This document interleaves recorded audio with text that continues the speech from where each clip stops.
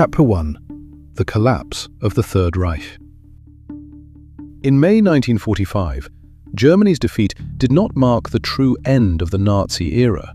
Instead, it opened a new and complex chapter in history. The vast structure that had once governed much of Europe through strict orders, official seals, and rigid chains of command suddenly disintegrated into confusion. Former leaders disappeared behind false identities, forged documents, and desperate escape plans. Some were captured and brought before international tribunals. Others vanished into the chaos of a shattered continent. The question remains, where did the story of Nazism truly end? Was it in the ruined streets of Berlin, inside the courtrooms of Nuremberg, or in the secret escape routes that carried former officials across oceans and into new lives under assumed names? To answer that question, we must follow the final destinies of the most influential figures of the Third Reich. Ernst Kaltenbrunner was one of the most powerful men in Nazi Germany during the final years of the war. An Austrian lawyer with a distinctive facial scar from a student duel, he became head of the Reich Main Security Office in January 1943. Before that appointment, he had played a major role in building the SS structure in Austria before its annexation into Germany. Under his leadership, the security apparatus continued operating until the very last stages of the conflict. Even as military defeat became increasingly inevitable, official directives continued to be issued, and the machinery of repression remained active wherever conditions allowed. As Allied forces advanced through Austria, Kaltenbrunner attempted to flee southward. On May 12, 1945, American troops captured him in a remote cabin hidden within the Austrian Alps. His arrest brought into custody one of the most wanted figures on the Allied lists.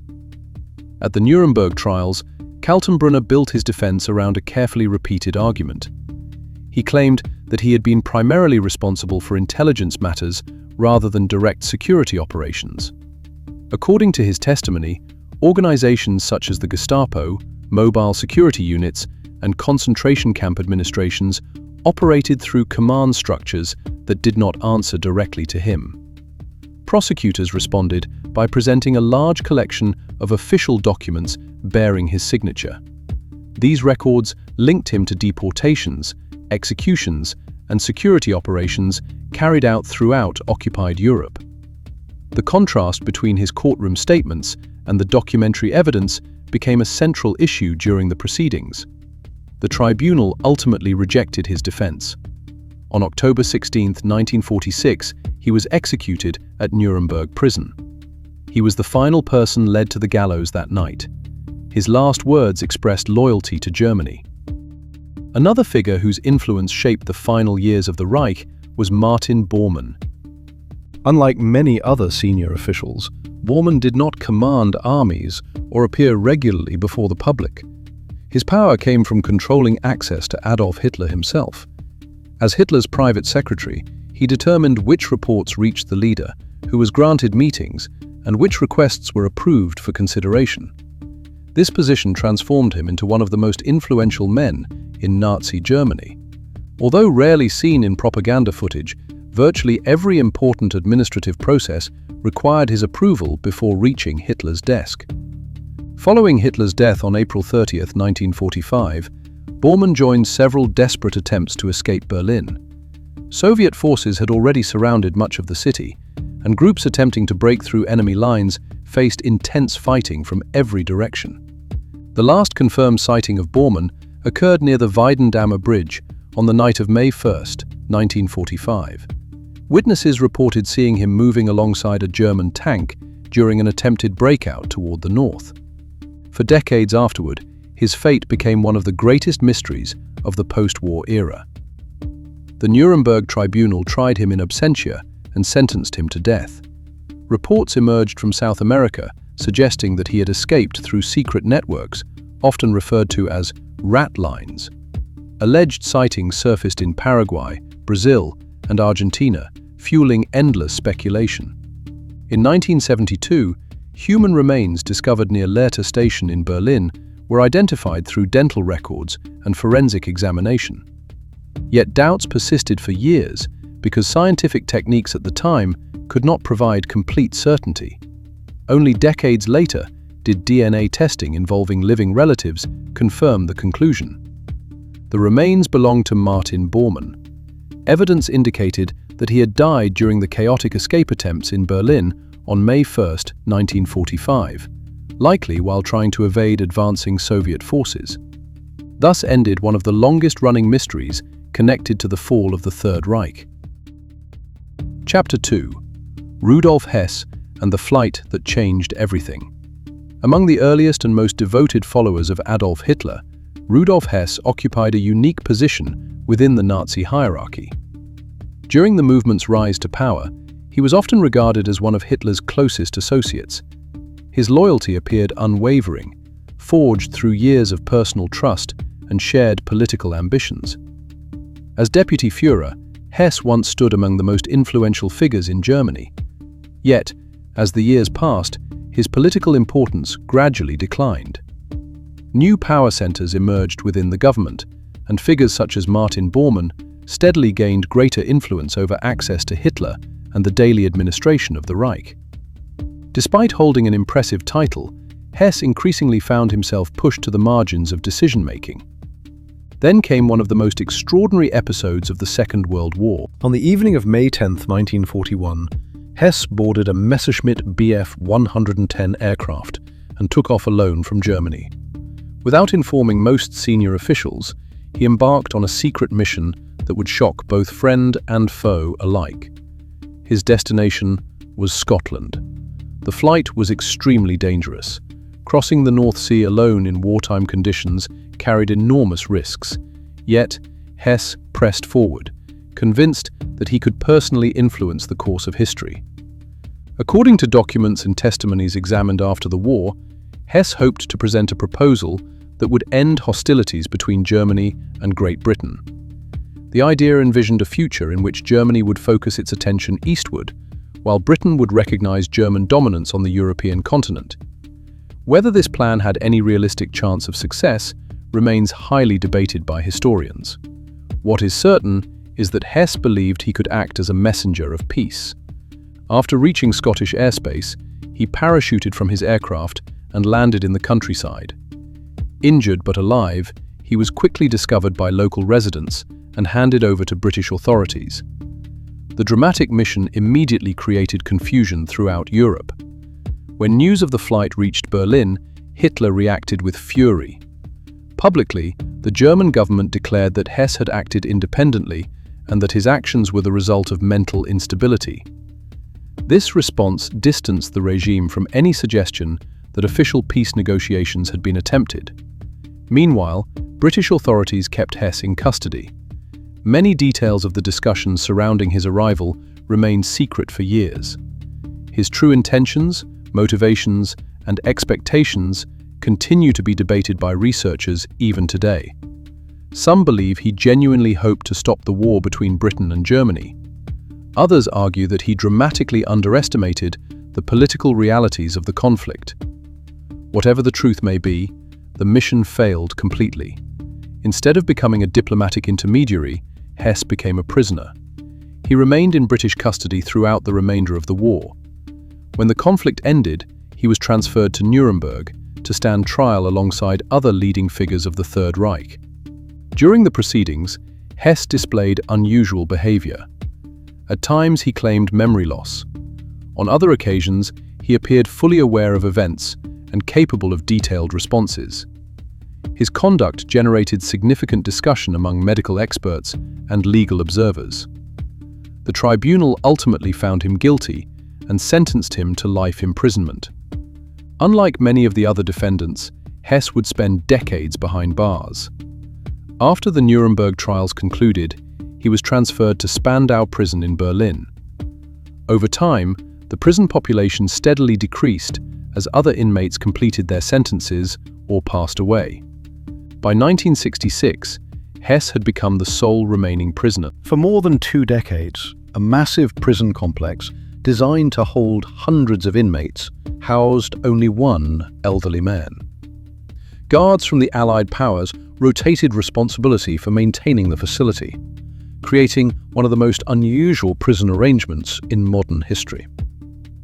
As the years passed, Hess became a symbol interpreted differently by various groups. Some viewed him as a relic of a vanished era. Others saw him as a reminder of unresolved questions surrounding the Nazi leadership. The debates surrounding his imprisonment never completely disappeared. Then, on August 17, 1987, the long story reached its conclusion.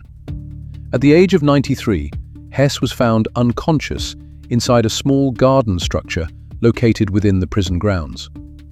An electrical cord was discovered around his neck. Despite medical efforts, he could not be revived. The official investigation concluded that his death resulted from suicide. However, the circumstances immediately generated controversy.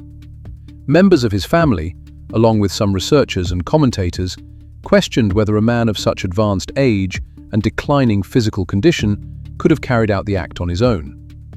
Alternative theories emerged, suggesting possible outside involvement. These claims attracted attention for years, fueling books, documentaries, and public debates. Yet official inquiries found no evidence supporting the involvement of any third party. The conclusion remained unchanged. Shortly after Hess's death, Spandau prison itself was demolished. Authorities feared that the site might become a destination for political extremists or historical curiosity seekers. By removing the structure entirely, they hoped to prevent it from becoming a symbolic location associated with the past. Thus ended the remarkable and often mysterious story of Rudolf Hess.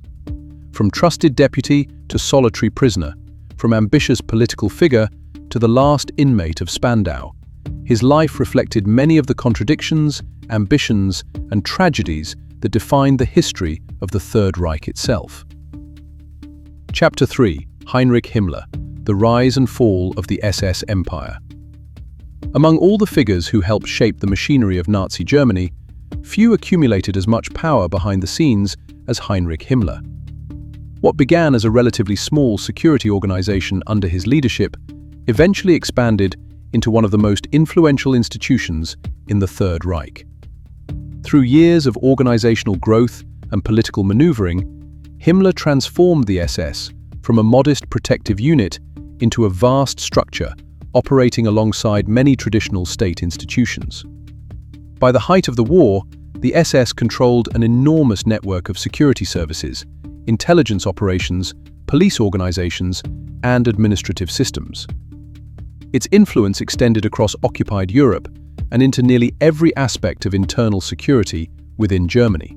Himmler was not known for fiery speeches or dramatic public appearances. Instead, his power came from administration, organization, and relentless attention to bureaucratic detail. He approached governance with the mindset of a manager. Reports, memoranda, construction plans, transportation schedules, and statistical summaries crossed his desk daily. Decisions affecting millions of people often appeared before him in the form of paperwork, rather than battlefield operations. This methodical style allowed him to build one of the most extensive security structures of the 20th century. Yet, as Germany's military situation deteriorated, even Himmler began to recognize that the war was approaching its conclusion. By early 1945, Allied forces were advancing from multiple directions. Major cities had suffered extensive damage, supply networks were breaking down, and Germany's ability to continue resisting was rapidly diminishing. At this critical moment, Himmler made a decision that stunned many within the Nazi leadership. Without Hitler's knowledge, he explored the possibility of negotiating a separate agreement with the Western Allies. His proposal centered on the surrender of German forces in the West, while continuing resistance against the Soviet Union in the East. Himmler apparently hoped that Western governments might view such an arrangement as strategically beneficial. The proposal never gained traction. The Allies rejected the idea outright, insisting on unconditional surrender. Even more damaging for Himmler was the way the news reached Hitler. Rather than learning about the negotiations through official channels, Hitler reportedly heard of them through foreign broadcasts. To a leader who demanded absolute loyalty, the revelation was unforgivable. The reaction was immediate. Himmler was stripped of his positions and removed from authority. The man who had once stood among the most powerful individuals in the Reich suddenly found himself isolated during the final weeks of the war. As Germany collapsed, he attempted to disappear. Like many others seeking to avoid capture, Himmler adopted a false identity. He altered his appearance, removed distinguishing features, and traveled under the name Heinrich Himmler, presenting himself as an ordinary military police sergeant. The strategy reflected a broader reality of post-war Germany. Roads were crowded with refugees, former soldiers, displaced civilians, and officials attempting to blend into the chaos. Millions were on the move, creating opportunities for individuals to vanish among the masses. For a brief period, Himmler succeeded, but not for long. On May 23, 1945, British forces stopped him during a routine inspection near Bremen. At first glance, his documents appeared legitimate, yet something about the prisoner attracted attention. Further examination revealed his true identity. One of the most wanted men in Europe had been found. He was transferred to British custody and taken to an intelligence center near Nuremberg for formal identification and questioning. Officials hoped to obtain information about the inner workings of the Nazi leadership during its final months. His testimony could potentially provide valuable insight into decisions made at the highest levels of government. That opportunity never arrived. Before any meaningful interrogation could begin, Himmler underwent a standard medical examination. During the procedure, a doctor attempted to inspect his mouth more carefully. In that instant, Himmler made a sudden movement. Hidden inside his mouth was a cyanide capsule. The capsule shattered. Medical personnel immediately realized what had happened and rushed to intervene. Every available effort was made to counteract the poison and save his life. The attempt failed. Within minutes, the poison took effect.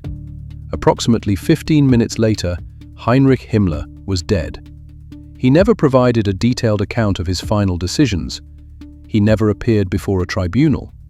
He never faced the public examination that awaited many of his former colleagues. His story ended in a small interrogation facility rather than a courtroom. For historians, the moment remains one of the most significant lost opportunities of the post-war period. Many questions about the final days of the Third Reich might have been answered had Himmler survived long enough to testify. Instead, countless details vanished with him. The architect of one of the most powerful security organizations in modern history escaped neither defeat nor capture. Yet, in the end, he avoided the lengthy legal proceedings that would define the post-war fate of so many other senior officials. His rise had been built through organization, discipline, and control. His fall came through isolation, failed negotiations, and a desperate attempt to escape accountability during the final collapse of Nazi Germany. By the time the war ended, the empire he had spent years constructing had already begun to disappear, leaving behind only documents, records, and unanswered questions for future generations to examine. Commissioners 4, Joseph Goebbels, and the final days in the Berlin bunker. Few individuals were as closely associated with the public image of Nazi Germany as Joseph Goebbels. For more than a decade, he oversaw one of the most sophisticated propaganda systems of the 20th century. Through newspapers, radio broadcasts, films, posters, public events, and cultural institutions, his ministry shaped how millions of people viewed both the war and the government that led it. Goebbels understood something that many political leaders of his era did not. He recognized that controlling information could be nearly as important as controlling territory. Under his direction, official media presented a carefully crafted version of reality. Military setbacks became strategic withdrawals. Defeats were described as temporary obstacles. Victories were magnified into symbols of national strength. The goal was not simply censorship. It was the creation of an alternative narrative powerful enough to maintain public confidence even as circumstances grew increasingly difficult. For years, the system proved remarkably effective. But by 1945, reality had become impossible to conceal. German cities lay in ruins. Supply shortages affected daily life. Allied forces advanced from every direction. The gap between official reports and actual conditions widened with each passing week. Yet even as the situation deteriorated, Goebbels remained loyal to Adolf Hitler. Unlike many officials who sought safety elsewhere during the final months of the war, he chose to stay in Berlin. As Soviet forces approached the capital, government institutions collapsed around them. Ministries ceased functioning, communications broke down. Entire military formations disappeared from operational maps. Still, Goebbels remained at Hitler's side. When the leadership moved into the underground Führerbunker beneath the Reich Chancellery, he relocated there with his family. His wife, Magda Goebbels, accompanied him. So did their 6 children. The bunker itself had become a strange world, isolated from the reality unfolding above ground. Thick concrete walls separated its occupants from the destruction outside. Yet, the sound of artillery could still be heard day and night. Reports arriving inside the bunker painted an increasingly hopeless picture. Entire defensive lines had collapsed. Relief forces failed to arrive. The Soviet army continued closing in from all directions. Despite these developments, many of those inside continued discussing military options and political possibilities long after the outcome had become clear. Goebbels remained among the most loyal believers. While others considered escape, negotiation, or surrender, he insisted on remaining with Hitler until the very end. On April 30th, 1945, Adolf Hitler died inside the bunker. The event marked the collapse of the regime's final center of authority. For most people present, the future suddenly became uncertain. For Joseph Goebbels, however, the decision had already been made. He had no intention of leaving Berlin, nor did his wife. According to numerous eyewitness accounts, Magda Goebbels believed that life after the fall of National Socialism held no future for her family. The prospect of raising her children in a world transformed by Germany's defeat was something she could not accept. The children, ranging from early childhood to adolescence, remained inside the bunker during its final days. Those who encountered them later recalled that they appeared largely unaware of the full scale of the events unfolding around them. As fighting intensified above ground, preparations were quietly made. On the evening of May 1, 1945, the children were reportedly given sedatives and put to sleep. What happened afterward would become one of the most tragic and disturbing episodes associated with the final days of the Third Reich. None of the 6 children survived. The exact details were later reconstructed through witness testimony, post-war investigations, and accounts from bunker personnel who lived through those final hours. Afterward, Joseph and Magda Goebbels prepared for the final stage of their own story. The regime they had devoted their lives to no longer existed. Berlin was effectively lost. Escape routes were disappearing. Soviet troops were only a short distance away. The couple left the underground complex and entered the garden area above the bunker. What occurred during the next several minutes has been debated by historians for decades. Some accounts indicate that poison was used. Others suggest that additional methods may have been involved. Because the available evidence was incomplete and many witnesses provided differing recollections, certain aspects remain uncertain. What is known is that both Joseph and Magda Goebbels died that day. Following instructions that had been prepared in advance, their bodies were partially burned in the garden, mirroring procedures previously carried out after Hitler's death. The war in Europe would officially end only days later. Yet for Goebbels, the conflict had already reached its conclusion. Even during the bunker's final hours, he continued drafting statements and preparing messages intended for public distribution. Some of these proclamations would never be printed, others would never be read. The communication networks required to spread them had already ceased functioning, but in his mind, the struggle for public perception continued until the very last moment. It was a fitting conclusion for the man who had spent years constructing narratives, shaping messages, and influencing public opinion. When the Third Reich collapsed, Joseph Goebbels remained faithful to the image he had helped create, and when that image finally shattered, he chose not to live beyond it. His story became one of the most dramatic examples of unwavering loyalty to a political cause, even as the world around him disappeared.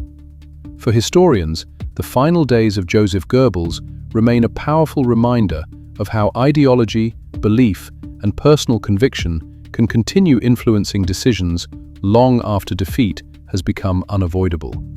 The propaganda minister spent years building a vision of reality for others. In the end, he remained inside that vision himself, even as history moved on without him. Chapter 5. Hermann Göring, the man who was meant to succeed Hitler. For much of the Third Reich's existence, Hermann Göring stood second only to Adolf Hitler in power, prestige, and public recognition. A decorated veteran of the First World War and one of the earliest members of the Nazi movement, Göring played a major role in transforming the party from a political organization into the ruling force of Germany. Over the years, he accumulated more titles, responsibilities, and privileges than almost any other figure within the regime. He served as commander of the Luftwaffe, Germany's air force. He helped establish the Gestapo during its early years. He directed major economic programs designed to prepare Germany for war and held the rank of Reichsmarschall, a position created specifically for him and superior to every other military rank in the country. By the late 1930s, many observers considered him Hitler's obvious successor. His popularity among the German public was immense. His confidence appeared limitless. Surrounded by wealth, influence, and authority, Göring seemed untouchable. Yet, beneath the image of success, problems were beginning to emerge. The outbreak of the Second World War initially appeared to strengthen his position. Early military victories across Europe reinforced the perception that Germany's armed forces were nearly unstoppable. But as the conflict expanded, expectations placed upon the Luftwaffe became increasingly difficult to fulfill. The Battle of Britain exposed serious limitations. Promises that enemy air defenses would be crushed quickly proved unrealistic. Strategic objectives went unmet, and Germany failed to secure control of the skies over Britain. Later, the situation worsened. During the war in the Soviet Union, Göring repeatedly assured Hitler that air supply operations could sustain isolated German forces under difficult conditions. The most famous example came during the Battle of Stalingrad. The promised airlift never delivered the resources required to save the trapped army. The failure contributed significantly to one of Germany's greatest military disasters.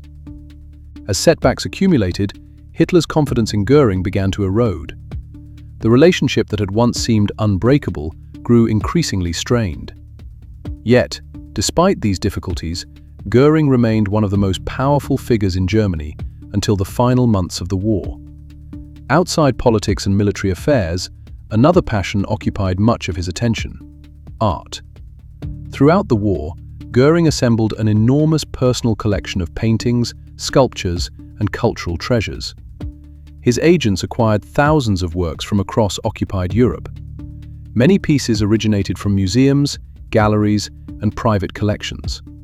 Others were seized during occupation policies that transformed valuable cultural objects into assets controlled by the regime.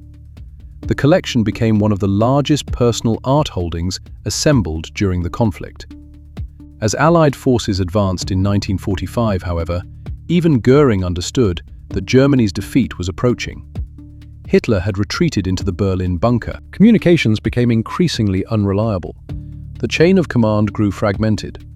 Amid this confusion, Göring examined a decree previously issued by Hitler that outlined succession procedures should the leader become unable to govern. Believing that the conditions described in the decree had effectively been met, Göring sent a message requesting clarification regarding the transfer of authority. The decision proved disastrous.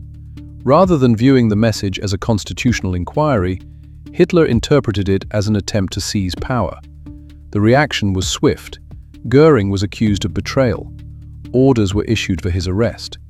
Suddenly, the man once designated as Hitler's successor found himself under suspicion from the very regime he had helped build. Although later released during the final collapse of German authority, his political career was effectively over. Soon afterward, Germany surrendered. Unlike some officials who attempted elaborate escapes, Göring chose a different path. On May 8, 1945, he voluntarily surrendered to American forces. Many historians believe he expected his status and prominence to secure more favorable treatment. If so, those expectations quickly disappeared. He was transported to Nuremberg to stand trial alongside the surviving leadership of the Third Reich. Once there, Göring became one of the most dominant personalities in the courtroom. Unlike several defendants who appeared defeated or withdrawn, he remained energetic, confident, and highly articulate. He challenged witnesses. He debated prosecutors. He attempted to justify the actions of the government he had served. For a time, observers noted that he seemed determined to transform the proceedings into a contest of arguments rather than a simple criminal trial. Yet, despite his efforts, the evidence against him was extensive. The tribunal found him guilty on all major counts. The sentence was death by hanging. Göring immediately requested an alternative. As a former military commander, he argued that he should face execution by firing squad rather than the gallows. The request was denied. The execution was scheduled for October 16, 1946, but Göring had no intention of allowing others to determine the exact circumstances of his death. On the evening before the execution, prison personnel discovered him dead inside his cell. The cause was cyanide poisoning. The discovery shocked authorities. Security inside Nuremberg prison had been extensive. Prisoners were searched repeatedly, monitored closely, and subjected to strict controls. Yet somehow, Göring had obtained a cyanide capsule. How he acquired it remains one of the enduring mysteries of the Nuremberg trials. Numerous theories emerged. Some suggested that he had concealed the capsule for months. Others believed that an unknown sympathizer may have assisted him. Additional theories proposed that it had been hidden within personal belongings or smuggled into the prison through methods never fully uncovered. Investigations followed, but no definitive answer emerged. The mystery remains unresolved to this day. Before his death, Göring left a note explaining his decision. According to the message, he refused to allow a former Reichsmarschall to be led to the gallows. Whether viewed as an act of defiance, control, or personal pride, the decision ensured that he would meet his end on his own terms. Thus concluded the remarkable rise and fall of Hermann Göring, from celebrated war hero to designated successor, from powerful statesman to defendant at Nuremberg, from one of the most influential men in Europe to a prisoner awaiting execution. His life mirrored the dramatic trajectory of the regime he helped create, an ascent marked by extraordinary power, followed by a collapse that arrived faster than anyone inside it had imagined. Even today, his final hours continue to fascinate historians, not only because of his importance within the Nazi hierarchy, but because one crucial question remains unanswered. How did Hermann Göring obtain the cyanide that allowed him to escape the gallows? 6. Adolf Hitler, the final hours in the Führerbunker. For more than 12 years, Adolf Hitler stood at the center of Germany's political and military system. As Chancellor, head of state, supreme commander of the armed forces, and undisputed leader of the Nazi Party, he accumulated a level of authority rarely seen in modern European history. Major decisions affecting millions of people ultimately passed through him. His influence shaped the direction of Germany throughout the 1930s and during the Second World War. Yet, by the spring of 1945, the empire he had built was collapsing. Allied forces were advancing from every direction. Germany's military resources were exhausted. Communication networks were breaking down. Entire armies were disappearing from operational maps. Despite the worsening situation, Hitler refused to leave Berlin. Instead, he chose to remain inside the Führerbunker, an underground complex located beneath the Reich Chancellery. Protected by layers of reinforced concrete, the bunker became the final headquarters of a government rapidly losing control of events unfolding above ground. Inside its narrow corridors and meeting rooms, military briefings continued daily. Maps covered the walls. Reports arrived from the front. Orders were issued. Yet many of those discussions increasingly revolved around military formations that no longer existed or counterattacks that could no longer be carried out. Reality and expectation drifted further apart with each passing day.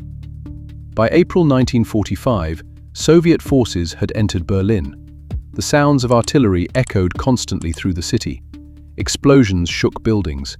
Streets became battlefields. Within the bunker, however, an atmosphere of routine still persisted. Staff members continued carrying out administrative duties. Secretaries typed documents. Military officers prepared situation reports. Messengers delivered updates from units that were often already destroyed. Amid the chaos, Hitler remained determined to stay. Many of his closest associates urged him to leave Berlin and establish a new headquarters elsewhere. Others proposed relocating to southern Germany, where defensive positions still existed. He rejected every suggestion. As the Soviet army tightened its grip around the capital, escape routes disappeared one after another. On April 20, 1945, Hitler celebrated his 56th birthday. The occasion was far removed from the grand ceremonies of previous years. Several officials arrived to offer congratulations before departing Berlin for what would become the final time. Many understood that the end was approaching. Some would attempt to flee. Others would be captured. A few would never be seen again. Hitler remained. In the days that followed, the military situation deteriorated further. Entire sectors of Berlin fell into Soviet hands. Communications became increasingly unreliable. Food supplies dwindled. The bunker population grew more isolated from the outside world. Yet, even under these circumstances, official business continued. Political discussions persisted. Military conferences were held. Orders were issued, despite the near impossibility of carrying them out. Then, on April 29th, a significant event took place. Inside the bunker, Adolf Hitler married Eva Braun. For years, Braun had remained largely outside public political life, despite her long relationship with Hitler. Now, with Berlin collapsing around them, the two were married in a brief civil ceremony, attended by a small group of witnesses. Later that same night, Hitler dictated two important documents. The first was his personal testament. The second was his political testament. Together, they outlined his final instructions, political views, and decisions regarding the future leadership of Germany. Among other provisions, he named Grand Admiral Karl Dönitz as his successor. He also formally removed several senior figures from positions of authority, accusing them of disloyalty during the final stages of the war. As these documents were being prepared, artillery fire continued outside. The distance between the bunker and the front lines had become alarmingly small. Those inside could clearly hear the battle approaching. Meanwhile, preparations were made for events that everyone understood might soon occur. Fuel supplies were gathered. Specific instructions were issued regarding what should happen after death. The concern was clear. Hitler did not want his remains displayed publicly or used for propaganda purposes by enemy forces. On April 30, 1945, the final day arrived. Shortly after midday, Hitler spent time with several members of his inner circle. Conversations were brief. Goodbyes were exchanged. The atmosphere throughout the bunker was tense and subdued. Those present understood that they were witnessing the final chapter of an era. Later that afternoon, Adolf Hitler and Eva Braun withdrew to their private quarters. The room's door closed behind them. The people waiting outside remained silent. Minutes passed. Then came a sudden sound, a gunshot. What happened inside the room during those moments has been studied extensively by historians for decades. Although witness accounts differ on certain details, the overall sequence is generally understood. When staff members entered the room, both Hitler and Eva Braun were dead. The exact combination of methods used remains the subject of historical analysis and debate. Different testimonies have offered slightly different descriptions over the years. However, the outcome was unmistakable. The leader of Nazi Germany was dead. Immediately afterward, preparations began to carry out his final instructions. The bodies were wrapped and transported through the bunker exits to the garden area above. Outside, fighting continued throughout Berlin. Artillery shells landed nearby. Smoke filled the air. Yet, despite the surrounding battle, those present proceeded with the operation. Fuel was poured over the remains. The bodies were set alight. Several witnesses later described standing in silence as flames rose in the garden, while the sounds of war echoed around them. The burning continued for hours. Only a short distance away, Soviet troops continued advancing toward the Chancellery complex. Within days, they would take complete control of the area. When Soviet investigators later examined the site, they recovered burned remains believed to belong to Hitler and Eva Braun. The subsequent identification process became one of the most discussed forensic investigations of the 20th century. For decades, many details remained classified by Soviet authorities. Numerous rumors and conspiracy theories emerged. Stories of secret escapes circulated around the world. Books, articles, and documentaries explored countless alternative possibilities.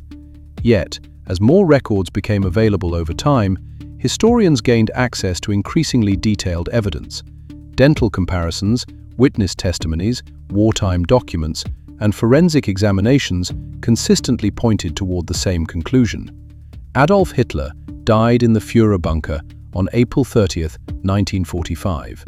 Even so, debates surrounding specific pieces of evidence continued well into the 21st century. These discussions reflected not only the unusual circumstances of his death, but also the enormous historical significance attached to the event itself. The collapse of Nazi Germany did not occur in a single moment. It unfolded across battlefields, cities, government offices, and prison cells throughout Europe. Yet few events symbolize that collapse more clearly than the final hours inside the Führerbunker. Beneath the ruins of Berlin, the regime that had once dominated much of Europe came to an end. The war would continue briefly. Fighting would persist in several regions. Formal surrender documents still had to be signed. But politically and symbolically, the era was over. The man who had ruled Germany for more than a decade spent his final days surrounded by concrete walls, fading maps, and the sounds of an approaching army. When the bunker doors eventually opened to history, the Third Reich had ceased to exist. Hezbollah 7, Adolf Eichmann, the hunt across continents. Among the many officials who helped administer the vast machinery of Nazi Germany, few became as internationally recognized after the war as Adolf Eichmann. Unlike military commanders or prominent political figures, Eichmann operated largely behind the scenes. He was not known for dramatic speeches, battlefield leadership, or public appearances. Instead, his influence stemmed from administration, coordination, and logistics. Within the Reich Main Security Office, he oversaw a department responsible for organizing deportation operations across occupied Europe. His work revolved around schedules, transportation arrangements, documentation, and communication with authorities in numerous countries. On paper, many of these activities appeared bureaucratic. In reality, they formed part of one of the largest organized population transfer systems ever created. As the war progressed, railway networks became increasingly important to military operations. Competition for transportation resources intensified as Germany struggled to move troops, equipment, and supplies across multiple fronts. Even under these conditions, deportation programs continued. When transportation capacity became limited, alternative methods were often employed, including forced marches conducted under extremely harsh circumstances. By 1945, however, the system was collapsing. Germany was defeated. Government institutions disintegrated. Millions of refugees, prisoners, soldiers, and civilians moved across Europe in search of safety, shelter, or a new beginning. Amid this confusion, Adolf Eichmann disappeared. Like many former officials, he adopted a false identity. For a period, he successfully avoided detection by moving through post-war Europe using forged documents and carefully constructed cover stories. The immediate post-war years created opportunities for individuals seeking to vanish. Record-keeping systems were overwhelmed, borders shifted, entire populations were displaced. In this environment, a determined person could sometimes avoid identification for years. Eichmann proved remarkably successful at doing exactly that. Eventually, he reached South America. Using documentation obtained through post-war escape networks, he traveled to Argentina and settled in the Buenos Aires region under the name Ricardo Clement. There, he attempted to build a new life. He found employment, lived with his family, and blended into everyday society. For more than a decade, he remained hidden. To neighbors and co-workers, he appeared to be an ordinary resident. Few suspected that one of the most sought-after former Nazi officials was living quietly among them. Meanwhile, investigators across several countries continued searching. Governments collected intelligence, researchers reviewed reports, survivors and witnesses provided leads. Over time, fragments of information began to converge. A critical breakthrough came through individuals who believed they had identified Eichmann's whereabouts. The information eventually reached authorities determined to verify the claim. The operation that followed would become one of the most famous intelligence missions of the 20th century. After extensive surveillance and preparation, investigators confirmed that the man living under the name Ricardo Clement was indeed Adolf Eichmann. The challenge then became how to bring him to justice. Argentina had not authorized any formal extradition process. A direct legal solution appeared unlikely. As a result, a covert operation was planned. In May 1960, agents intercepted Eichmann while he was returning home from work. The operation was swift and carefully coordinated. He was taken to a secure location where his identity was verified beyond doubt. For several days, preparations continued in complete secrecy. The mission required extraordinary caution. If discovered prematurely, diplomatic complications could jeopardize the entire effort. Eventually, Eichmann was transported out of Argentina using carefully arranged travel documents and security measures. His arrival in Israel immediately became international news. Around the world, newspapers carried the story. Governments reacted. Legal experts debated the implications. For many people, however, the most important development was simple. One of the most wanted fugitives of the post-war era had finally been found. The trial began in Jerusalem in 1961. Public interest was enormous. Journalists arrived from numerous countries. Radio broadcasts carried updates. Television audiences followed developments with unprecedented attention. For many observers, the proceedings represented far more than a criminal trial. They became a historical examination of an entire period. Throughout the hearings, Eichmann presented a consistent defense. He argued that he had functioned as an administrator within a larger system. According to his testimony, he had followed instructions issued by higher authorities and had not personally determined overall policy. This argument became one of the central themes of the trial. Prosecutors responded by presenting extensive documentation, witness testimony, and historical evidence. The court examined not only what Eichmann had done, but also the degree of responsibility carried by individuals operating within large, bureaucratic structures. The proceedings attracted global attention because they addressed questions extending far beyond one person. How much responsibility belongs to those who organize systems? Can administrative participation be separated from moral accountability? What obligations do individuals have when operating inside powerful institutions? These questions resonated far beyond the courtroom. After months of testimony and review, the court reached its decision. Eichmann was found guilty. The verdict reflected the judge's conclusion that his role extended far beyond passive administration. The sentence was death. Following appeals and further legal review, the sentence was upheld. On June 1, 1962, Adolf Eichmann was executed.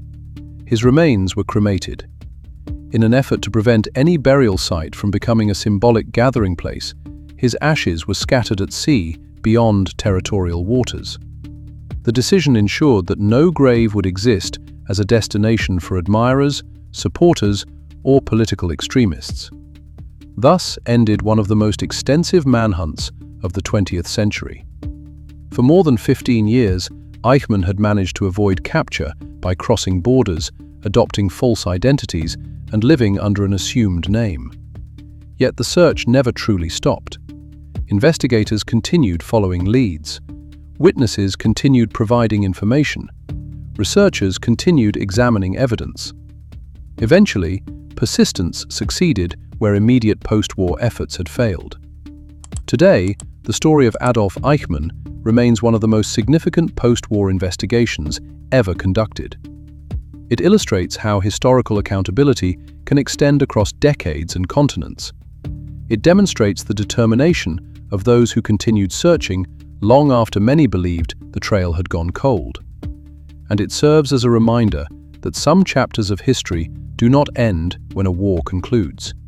Sometimes they continue for years afterward, unfolding quietly across oceans and borders until the final pieces of the story are finally brought into the light. Chapter 8. Joseph Mengele, the fugitive who escaped justice for decades. Among all the individuals associated with the concentration camp system, few names became as infamous after the war as Joseph Mengele. Unlike many senior officials who were captured, tried, or identified shortly after Germany's defeat, Mengele managed to avoid justice for more than 3 decades.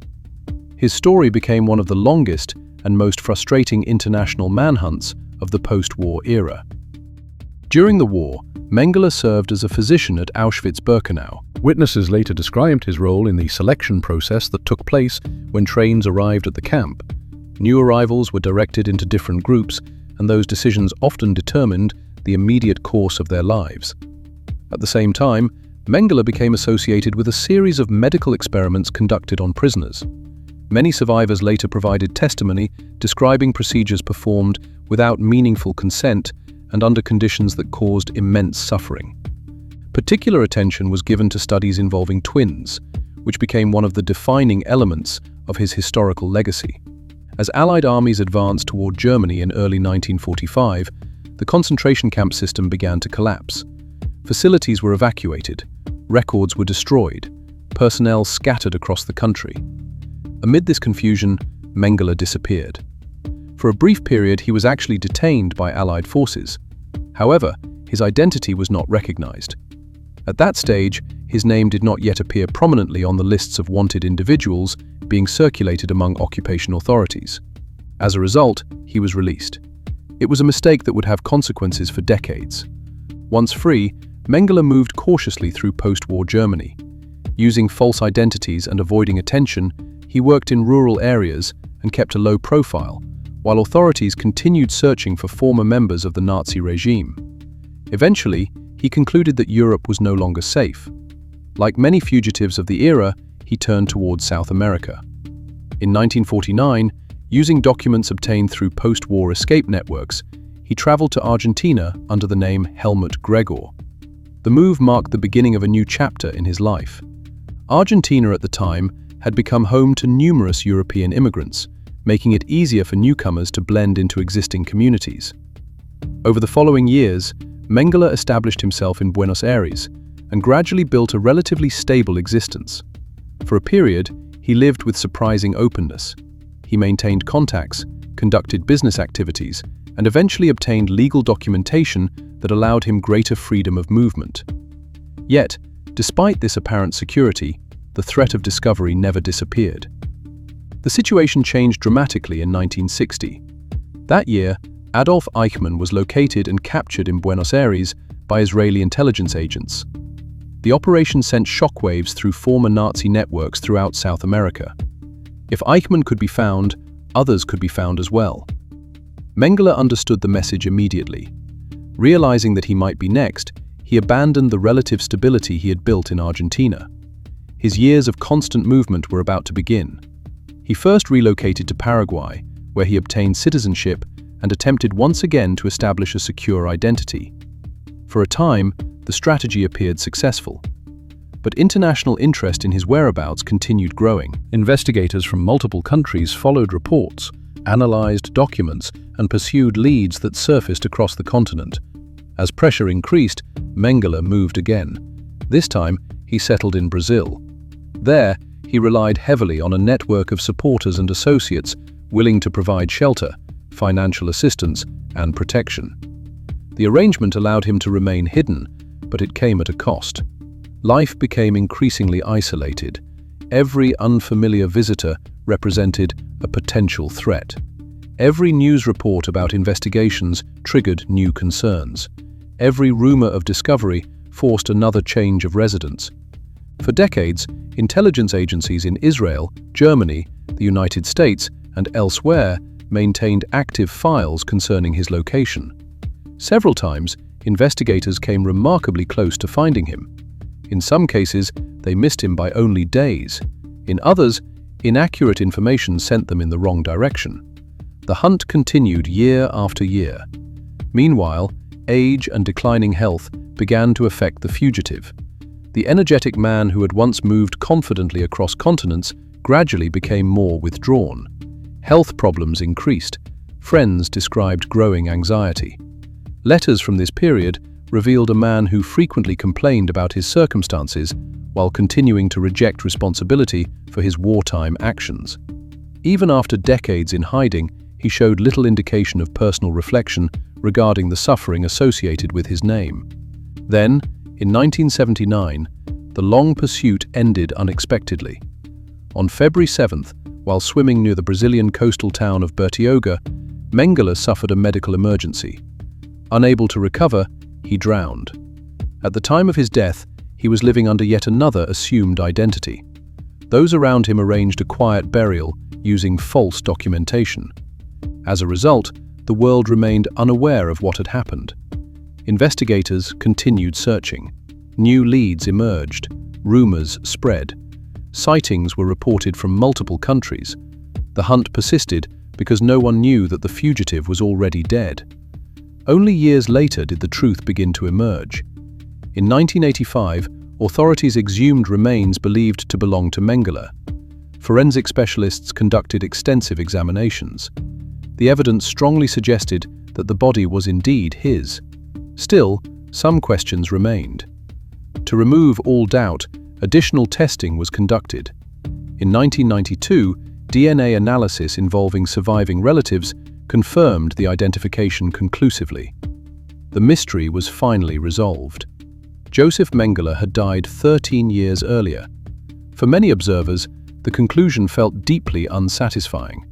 Unlike numerous other senior figures of the Nazi era, he never appeared before a court. He never faced public questioning. He never answered directly for the accusations associated with his wartime activities. Instead, he spent more than 3 decades moving from country to country, living under assumed names and relying on secrecy for survival. His death closed one of the most famous manhunts in modern history, but it did not provide the courtroom reckoning that many survivors had hoped to witness. Today, the story of Joseph Mengele remains one of the clearest examples of how some fugitives managed to exploit the confusion of the post-war world. It is a story of escape, concealment, and relentless pursuit. Above all, it serves as a reminder that history's most determined investigations can continue for decades, even when the person being sought has already vanished from the world. Chapter 9. Klaus Barbie, the Butcher of Lyon, and the Long Road to Justice. The Second World War ended in 1945, but for many survivors, the search for justice continued for decades. Few cases illustrated this reality more clearly than that of Klaus Barbie. During the German occupation of France, Barbie served as a senior officer within the security apparatus operating in the city of Lyon. Over time, he became one of the most feared figures in occupied France. His office oversaw investigations into resistance activities, intelligence gathering, arrests, interrogations, and deportation operations. For countless families, his name became associated with fear and uncertainty. Resistance members who disappeared often passed through the networks under his authority. Many never returned.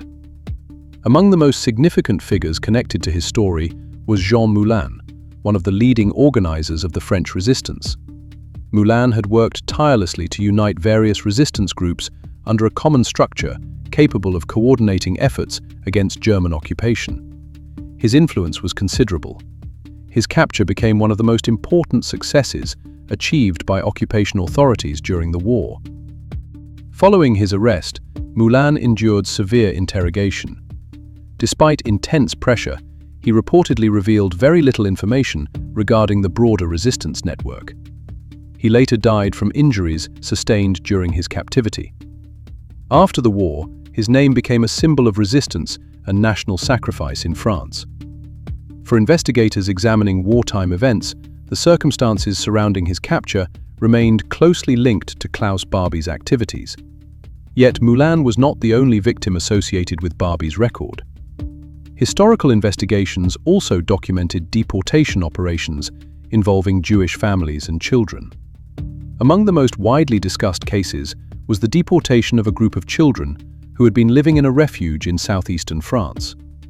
The event became one of the most painful symbols of the occupation period and remains central to later legal proceedings. When Allied forces liberated France, many believed Barbie would soon be arrested and prosecuted. Instead, something very different happened. Like numerous former officials scattered across post-war Europe, Barbie disappeared. But unlike many fugitives, he received unexpected protection. As tensions between Western powers and the Soviet Union intensified after the war, intelligence priorities began to shift.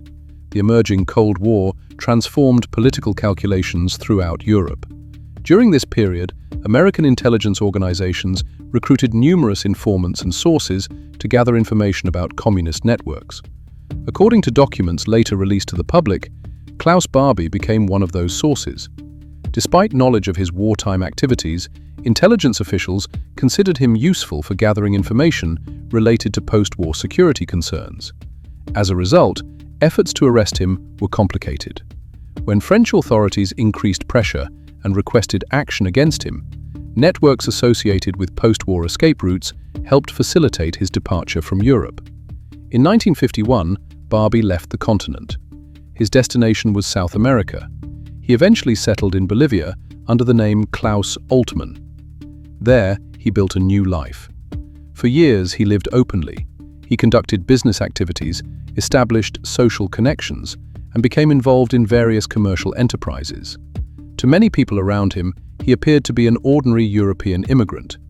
Meanwhile, in France, investigators continued searching. Families of victims continued demanding accountability. Researchers collected documents, witnesses provided testimony. Survivors preserved memories of what had happened during the occupation. The case never disappeared. As the years passed, new generations of investigators took up the search. Among the most determined were Serge and Beta Klarsfeld, whose efforts played a major role in locating former Nazi fugitives across the world. Through extensive research, interviews, and document analysis, they gathered evidence linking Klaus Altmann in Bolivia to Klaus Barbie in wartime France. Photographs were compared, records were examined, witnesses were consulted. The conclusion became increasingly difficult to dispute. The man living in Bolivia appeared to be the same individual sought by French authorities for decades. Even then, justice did not arrive immediately. Political circumstances in Bolivia complicated the situation. Governments changed, legal questions emerged, diplomatic discussions continued. Years passed. The evidence grew stronger, public attention increased, yet extradition remained elusive. Finally, in 1983, a major political shift in Bolivia changed everything. Authorities agreed to remove Barbie from the country. He was placed on an aircraft and transferred to France. For survivors and families who had waited nearly 4 decades, the moment was extraordinary. One of the most sought-after fugitives of the post-war era was finally returning to face legal proceedings. The trial began in Lyon, the city where so many of the events under investigation had originally occurred. By then, many witnesses were elderly. Some were in their 60s, others were in their 70s or 80s. Yet, they came forward to testify. Their testimonies transformed the proceedings into something far larger than a criminal case involving a single individual. The trial became a historical examination of occupation, resistance, deportation, and memory. For younger generations, it provided a direct connection to events that had occurred decades earlier. For survivors, it offered an opportunity to place their experiences into the official historical record. The legal significance of the proceedings was equally important. The charges included crimes against humanity, a category designed to address acts so severe that they could not simply fade away with the passage of time. Unlike many ordinary criminal offenses, such crimes carried no expiration date. The passage of years could not erase responsibility. After extensive hearings and review of evidence, the court reached its verdict. Klaus Barbie was found guilty. He received a sentence of life imprisonment. For many observers, the outcome represented a delayed but meaningful measure of justice. It could not undo the suffering experienced during the occupation. It could not restore lives lost. But it demonstrated that accountability could still be pursued, even decades after the events themselves. Barbie remained imprisoned for the remainder of his life. In 1991, he died in a prison hospital in Lyon. He was 77 years old.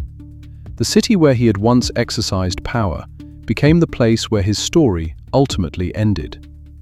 Today, the case of Klaus Barbie remains one of the most important examples of long-term historical accountability. It demonstrates how determined investigators, survivors, journalists, and legal authorities continued pursuing answers long after many believed the trail had gone cold. More importantly, it reminds us that history does not always move according to simple timelines. Sometimes, justice requires patience. Sometimes, it requires persistence across generations. And sometimes, it arrives decades after the crimes themselves, carried forward by those who refuse to allow the past to be forgotten. 10. Reinhard Heydrich, the architect of power and the assassination in Prague. Among the many influential figures within the Nazi leadership, few inspired as much fear among both allies and enemies as Reinhard Heydrich. Tall, disciplined, intelligent, and highly ambitious, Heydrich rose through the ranks with remarkable speed. Within a few years, he became one of the most powerful administrators in Germany and a central figure in the vast security network that operated across occupied Europe. His influence reached into nearly every corner of the regime's internal security structure. By 1939, Heydrich stood at the head of the Reich Main Security Office, an organization that brought together multiple branches of intelligence, criminal investigation, and political security under a single command. The consolidation dramatically increased his authority. Reports from across Europe flowed through his offices. Information gathered by security services, criminal investigators, and intelligence agents was analyzed, organized, and transformed into policy recommendations. As a result, Heydrich became one of the most effective administrators in the Nazi hierarchy. Even many of his rivals acknowledged his organizational abilities. He was known for demanding results, maintaining strict discipline, and moving quickly when decisions were required. Unlike some leaders who relied heavily on lengthy consultations, Heydrich often acted with extraordinary confidence. Senior officials frequently deferred to his judgment because they knew he possessed direct access to Heinrich Himmler and considerable freedom to implement decisions. This combination of efficiency and authority earned him a reputation as one of the regime's most formidable figures. In September 1941, his influence expanded even further. He was appointed acting protector of Bohemia and Moravia, the territory that included much of modern-day Czechia. The region held tremendous strategic importance. Factories located there produced military equipment vital to the German war effort. Maintaining stability was considered essential. Upon arriving in Prague, Heydrich introduced a strategy that combined strict security measures with selective economic incentives. Individuals suspected of resistance activities faced harsh consequences. At the same time, industrial workers who contributed to wartime production often received improved benefits and working conditions compared to earlier periods of occupation. The approach reflected Heydrich's belief that control could be maintained through a mixture of pressure and calculated concessions. For a time, the strategy appeared effective. Industrial output increased. Open resistance became more difficult. German authorities viewed the protectorate as increasingly stable. Yet, beneath the surface, opposition remained active. Exiled Czech leaders, working with Allied governments, regarded Heydrich as one of the most important targets in occupied Europe. His growing influence made him a symbol of German authority in the region. Plans were developed to remove him. The operation that followed would become one of the most famous resistance actions of the entire war. Several specially trained operatives were assigned to the mission. After extensive preparation, they entered occupied territory and began studying Heydrich's movements. One detail immediately attracted attention. Despite his position, Heydrich often traveled with minimal visible protection. He disliked appearing dependent on large security escorts. In many situations, he moved through Prague in an open vehicle, accompanied by only limited personnel. To his supporters, this demonstrated confidence. To his enemies, it created opportunity. On the morning of May 27, 1942, that opportunity arrived. As Heydrich's vehicle approached a sharp turn in a Prague suburb, resistance operatives moved into position. The plan depended on speed and precision. When the vehicle slowed, one operative attempted to fire a submachine gun. The weapon malfunctioned. For a brief moment, the entire operation appeared destined to fail. Then a second operative acted. A specially modified explosive device was thrown toward the vehicle.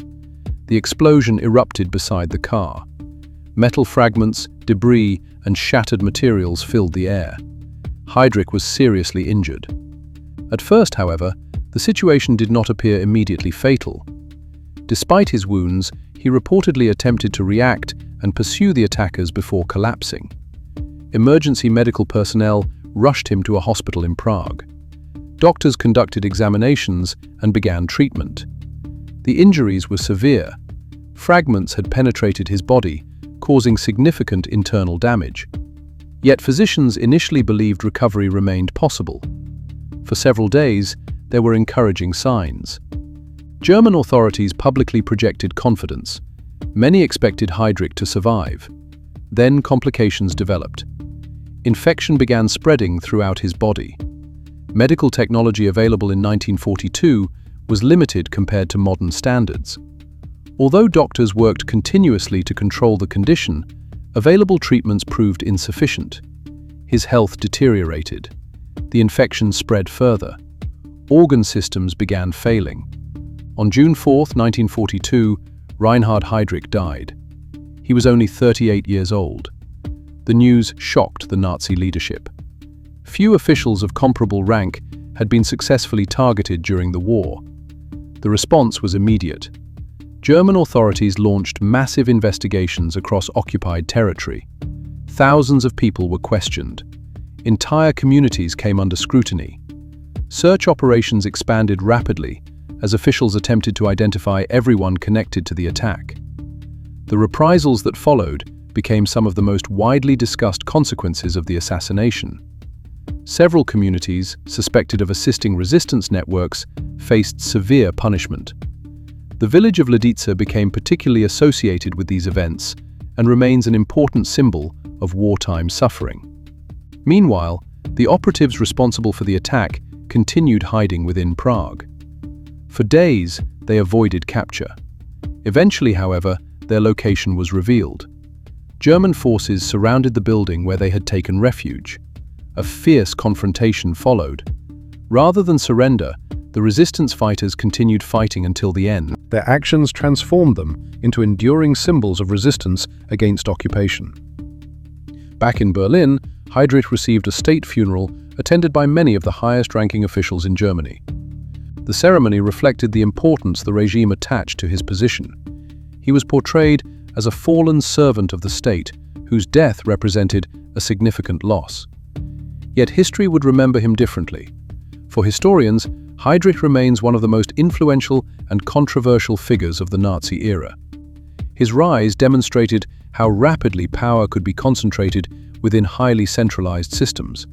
His administrative abilities helped shape major security institutions whose influence extended across Europe, and his death became one of the most remarkable resistance operations of the Second World War. the man who believed that control could be maintained through efficiency, intelligence, and authority, ultimately fell victim to a carefully planned operation carried out by a small group determined to challenge one of the most powerful security structures in the world. His story remains one of the most dramatic chapters in the history of occupied Europe. Chapter 11. Heinrich Müller, the man who vanished without a trace. Among all the mysteries surrounding the collapse of Nazi Germany, few remain as enduring as the disappearance of Heinrich Müller. Unlike many senior officials who were captured, tried, identified, or confirmed dead in the final months of the war, Müller simply vanished.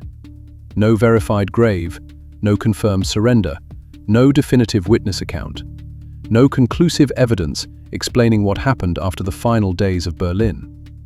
For historians, intelligence agencies, and researchers, the question has remained unresolved for more than 8 decades. What became of Heinrich Müller? Before his disappearance, Müller occupied one of the most powerful positions within the security apparatus of the Third Reich.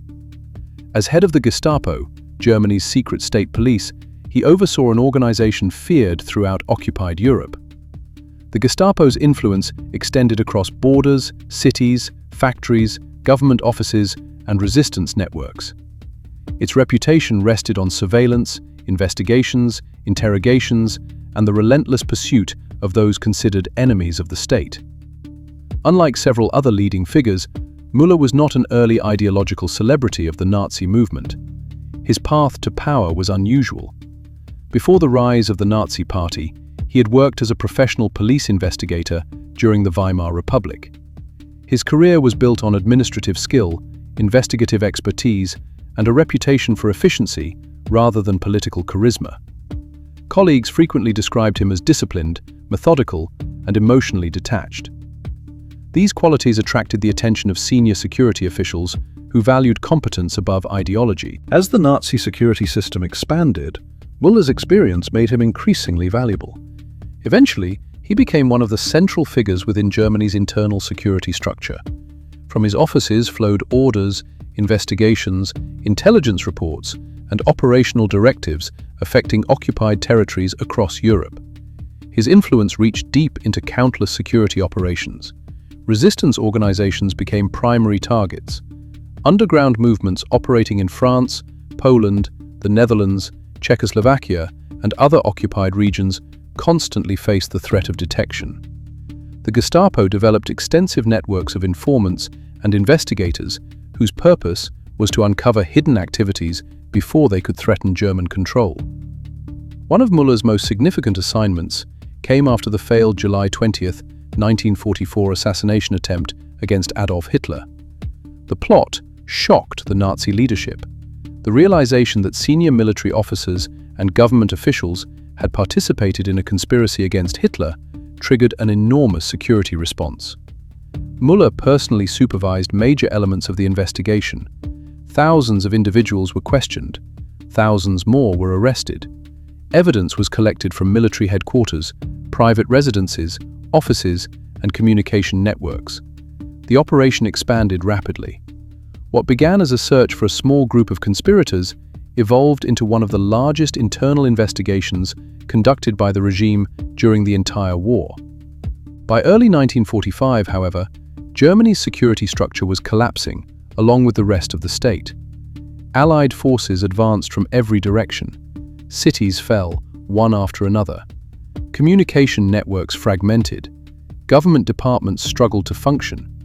Even the most powerful institutions could no longer control events. As Soviet troops approached Berlin, Müller remained inside the capital. Several witnesses later reported seeing him in the Führerbunker and surrounding government buildings during the final days of April 1945. Unlike some officials who attempted escape weeks earlier, Müller appeared determined to remain at his post until the end. The final confirmed sightings occurred around May 1, 1945. At that point, Berlin had effectively fallen. The city was engulfed in chaos. Buildings burned, military units disintegrated, refugees crowded the streets. Countless individuals attempted to escape the advancing Soviet forces. Then, the trail ended. no reliable record exists after that date. Unlike Martin Bormann, whose remains were eventually identified decades later, Müller left behind no confirmed physical evidence. No authenticated documents surfaced proving he escaped. No verified eyewitness testimony established his fate. The absence of evidence created fertile ground for speculation. Almost immediately, theories began circulating. Some suggested that Müller had died during the Battle of Berlin and was buried anonymously among thousands of other casualties. Others believed he had escaped the city using forged documents and adopted a new identity elsewhere in Europe. More dramatic theories emerged as the Cold War intensified. Certain intelligence reports suggested that Soviet security services may have captured him. According to these theories, his knowledge of German intelligence operations could have made him valuable to Soviet authorities. Yet, despite decades of investigation, no conclusive evidence ever supported this claim. Other rumors pointed towards South America. Former Nazi officials had successfully escaped to countries such as Argentina, Paraguay, and Brazil. Could Müller have followed a similar path? Again, researchers found no definitive proof. The theories persisted largely because the alternative, a complete disappearance without trace, seemed almost impossible to accept. In 1963, investigators believed they might finally have found an answer.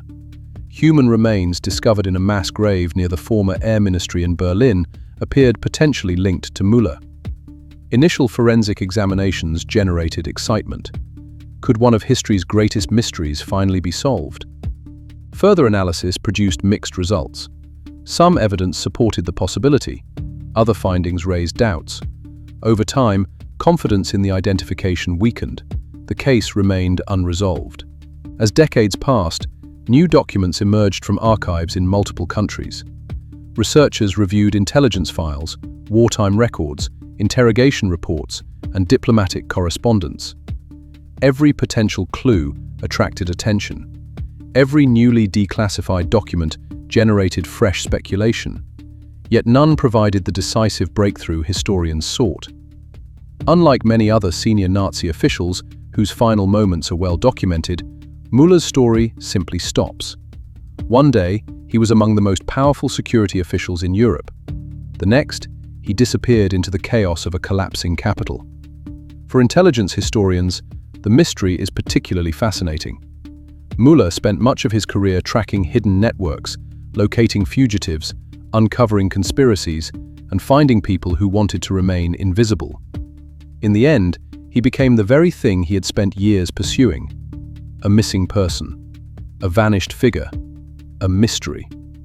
Today, Heinrich Müller remains one of the most elusive characters of the Second World War.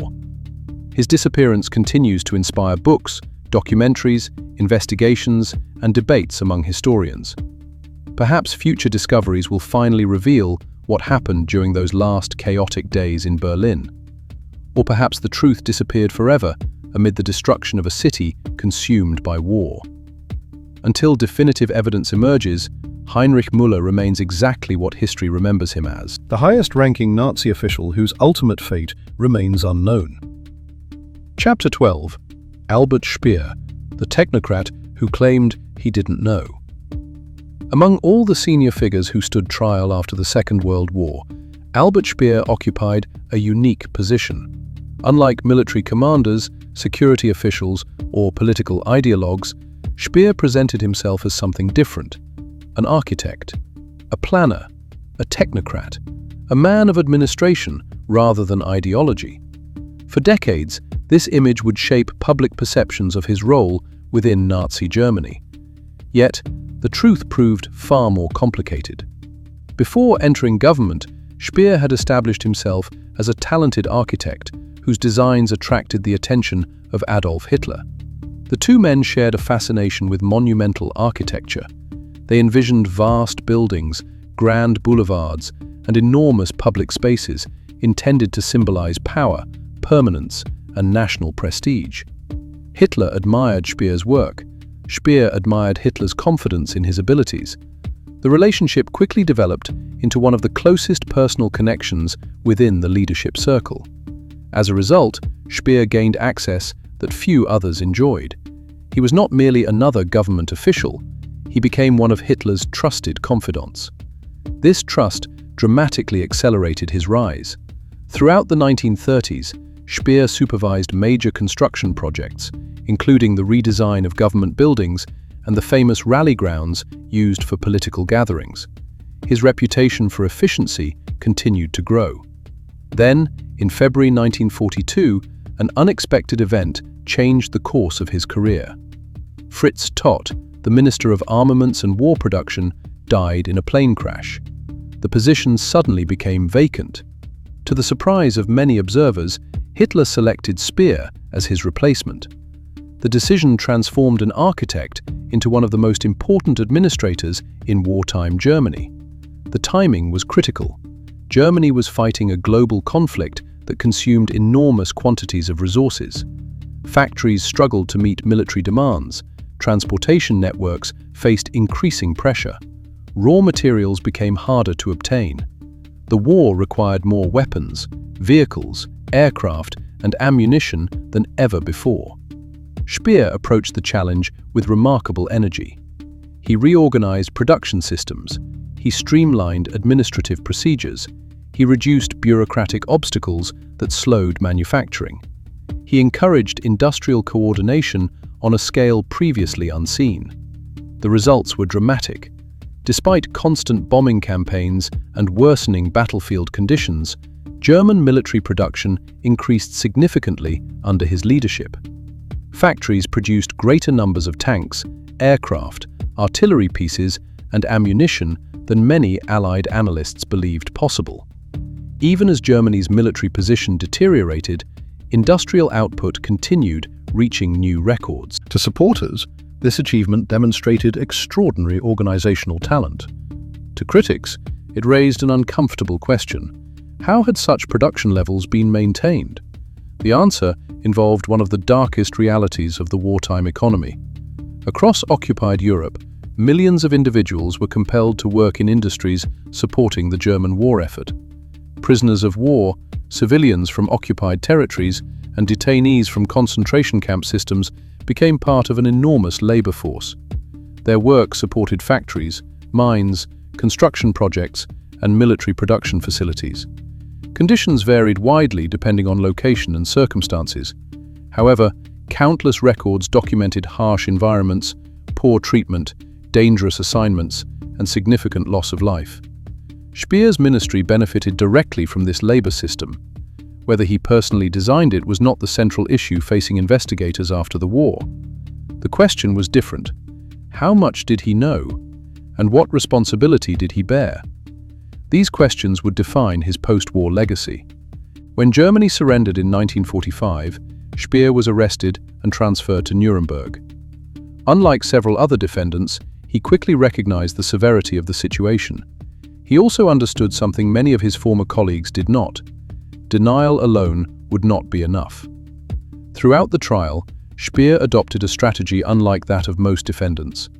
Rather than rejecting all responsibility, he acknowledged that mistakes had been made and accepted a degree of accountability for serving the regime. The approach immediately distinguished him from others in the courtroom. Many defendants insisted they had merely followed orders. Others denied knowledge of controversial policies entirely. Speer chose a more nuanced path. He portrayed himself as a professional administrator who had focused on production and technical management rather than political or ideological matters. At the same time, he argued that he had been unaware of many details regarding the broader crimes committed by the regime. This claim became the center of intense debate. Prosecutors challenged it, historians questioned it. Researchers have continued discussing it ever since. Could a man occupying one of the highest positions in government truly remain unaware of major developments occurring around him? Or was the claim simply part of a carefully constructed legal defense? The tribunal faced the same question. Evidence suggested that Speer possessed significant knowledge of policies affecting labor and production. However, proving exactly what he knew and when he knew it proved more difficult. As a result, the court reached a different conclusion than it did for many other leading figures. Speer was found guilty, but he was not sentenced to death. Instead, he received a prison sentence of 20 years. The verdict surprised many observers. Some believed he had escaped harsher punishment through intelligence, preparation, and effective courtroom strategy. Others argued that the available evidence simply did not support a more severe sentence. Regardless of the interpretation, Speer entered Spandau prison. For 2 decades, he remained there. Unlike several other inmates, he served the entirety of his sentence. The years passed slowly. Outside the prison walls, Germany transformed dramatically. Cities were rebuilt, political systems changed, new generations emerged. Yet, Speer remained behind bars. Finally, in 1966, he was released. His story, however, was far from over. Following his release, Speer became a public figure once again. He published books. He granted interviews. He reflected extensively on his experiences inside the Nazi leadership. His memoirs attracted international attention and became some of the most widely read accounts produced by a former senior official of the Third Reich. For many readers, Speer appeared different from the others: thoughtful, reflective, willing to acknowledge mistakes. Yet historians continued examining his claims. As new documents emerged over the following decades, researchers discovered evidence that complicated aspects of his narrative. Questions persisted regarding what he truly knew and how much responsibility he carried. The debate never fully ended. On September 1, 1981, Albert Speer died while visiting London. He was 76 years old. His death closed one of the most controversial chapters in the history of the post-war period. To some, Speer remained the talented administrator who recognized the moral failure of the regime he served. To others, he was a master of self-presentation who successfully reshaped his image after the war. Perhaps the reason his story continues to fascinate historians is that it sits somewhere between those interpretations. Unlike many of his contemporaries, Speer survived long enough to tell his own story. The challenge for future generations has been determining where that story ends and where historical reality begins. Even today, Albert Speer remains one of the most debated figures of the Third Reich, a man whose greatest post-war achievement may have been convincing much of the world to see him not as a believer, but merely as a builder. Chapter 13. Rudolf Hess, Commandant of Auschwitz and the return to the camp. Among all the figures associated with the concentration camp system, few occupied a role as central as Rudolf Hess. While many senior officials operated from distant offices and administrative headquarters, Hess stood at the center of one of the most infamous camps of the Second World War. For years, he oversaw Auschwitz, a complex that expanded from a detention facility into one of the largest camp systems established during the conflict. His career reflected the transformation of the camp network itself. When Höss assumed command in 1940, Auschwitz was still relatively small compared to what it would later become. Located in occupied Poland, the site gradually expanded into a vast network of camps, administrative buildings, industrial facilities, rail connections, and prisoner compounds. As the years passed, the scale of operations increased dramatically. New sections were constructed. Additional facilities were added. Transportation networks were expanded to accommodate growing numbers of arrivals. Throughout this period, Höss played a major role in overseeing the organization and administration of the complex. He became known among superiors as an efficient administrator, capable of implementing directives quickly and systematically. Reports moved through his office. Construction projects required his approval. Operational changes were monitored under his supervision. Everything was documented, everything was measured, everything was organized. This emphasis on efficiency became one of the defining characteristics of his leadership. By 1943, Auschwitz had grown into an enormous operation involving thousands of personnel and prisoners. The camp required extensive coordination. Transportation schedules had to be managed. Housing arrangements had to be maintained. Security procedures needed constant oversight. Industrial production linked to the camp demanded regular attention. The scale of administration was immense. Yet, despite the complexity, Höss rarely presented himself as a political figure. Instead, he often described his role in technical and bureaucratic terms. This tendency would later become central to his defense. As the war continued, however, Germany's military position deteriorated. Allied advances accelerated. The Eastern Front moved steadily westward. By late 1944 and early 1945, the approach of Soviet forces created growing concern among German authorities. Camp administrations throughout occupied territory faced uncertainty. Evacuation plans were discussed. Records were reviewed. Personnel prepared for the possibility that long-established facilities might soon be abandoned. When Soviet armies approached Auschwitz in January 1945, Höss was no longer serving as the camp's permanent commandant. He had been assigned to broader administrative responsibilities within the concentration camp system. Even so, his connection to Auschwitz remained inseparable from his historical legacy. As Germany collapsed during the final months of the war, Höss joined the growing number of officials attempting to disappear. Like many others, he adopted a false identity.